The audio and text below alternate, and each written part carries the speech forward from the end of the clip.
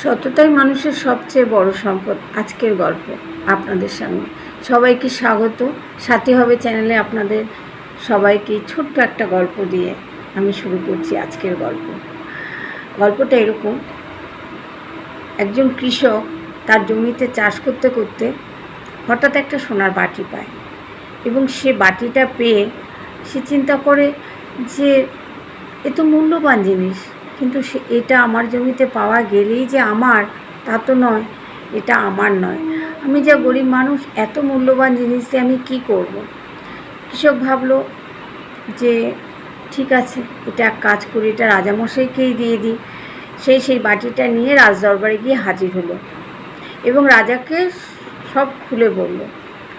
রাজা খুব অবাক, তাকে জিজ্ঞাসা করলো যে তুমি তো খুব গরিব, তাহলে তুমি এই মূল্যবান জিনিসটি আমায় কেন দিতে এলে?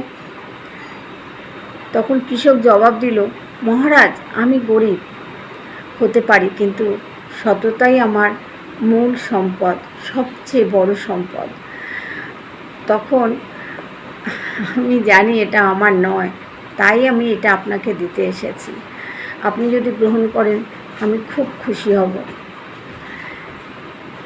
রাজা তার সততার পরিচয় পেয়ে এতটাই খুশি হলো যে সে খুশি হয়ে তাকে বহু কিছু ধন সম্পদ উপহার দিলেন আর সততায় মুগ্ধ হয়ে তাকে প্রচুর প্রচুর প্রচুর পুরস্কার দিলেন, যা কিনা ওই বাটিটার দামও নয়। বাটির দাম তার থেকেও বেশি পুরস্কার সেই চাষি পেল। তাই বন্ধুরা বলি কি, সত্যি তো সততাই আমাদের মূলধন। আমরা যদি সৎভাবে চলি অসুবিধা নেই, কোথাও রাস্তা আটকাবে না।